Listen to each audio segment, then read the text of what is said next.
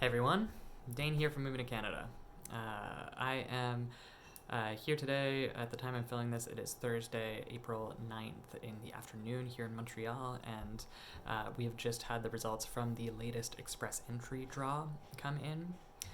So I'm here to bring you those results. In today's draw, there's a bit of an outlier. So in today's draw, we saw only 606 invitations to apply, which were issued. It's a much lower number than what we've been used to for most of our draws. And the reason being that this draw was restricted to candidates who have provincial nominations, so candidates who've successfully applied for and been nominated by one of Canada's provinces or territories through a program that's aligned with express entry.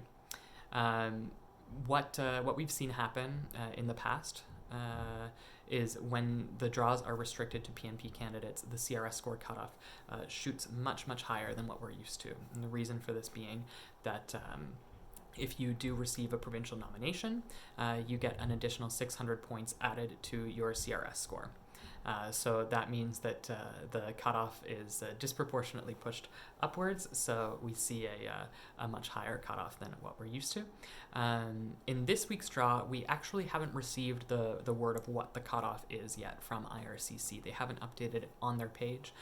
It's taken a little bit longer than normal, but rest assured, once we do have that number, we'll pop it into our express entry draw results page. The link to that is in the description of this video, so you can check that out if you're watching this later on and you want to find out what that cutoff was. But the big question that we are getting in relation to the last couple of draws is why? Why are they restricting draws in this manner? If you remember, the draw before this was restricted to candidates in the Canadian experience class of express entry, and prior to that, there was another draw similar to today's where only candidates who had provincial nominations were invited to submit their applications. So why is this happening? Unfortunately, we don't have the answer to that question.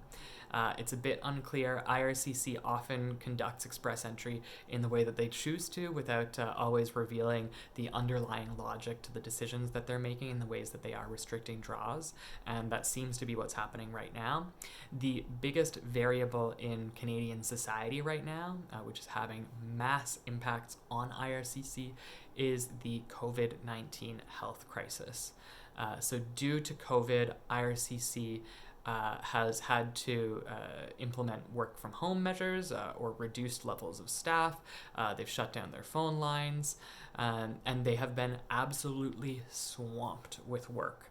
So not only has the Canadian border closed, which has resulted in a ton of inquiries being submitted to IRCC, but in addition, a ton of other immigration policies and measures have had to be implemented to help people who are trapped in the country, whose status is going to expire, help people who are outside of the country who still need to enter but need some sort of special exemption to cross the border.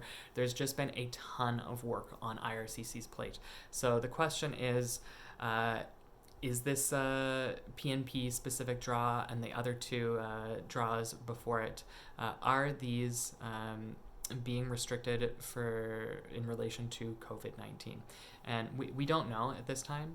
What we can tell you is that we are monitoring IRCC's communication, and if and when they do post an update, we will be sure to share it with you.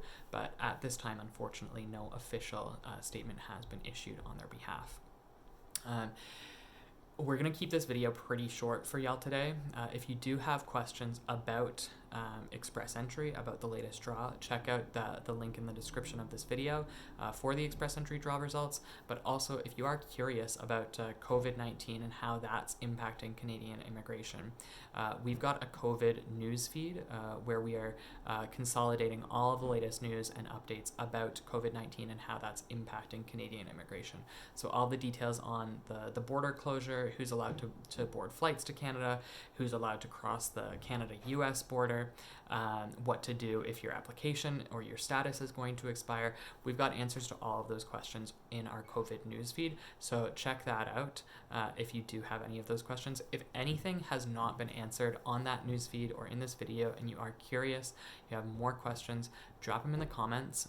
We're taking a look at all of our social media feeds every day now to try to compile the most common questions that our community has and make sure that we're bringing you objective and factual answers to those questions to the best of our ability.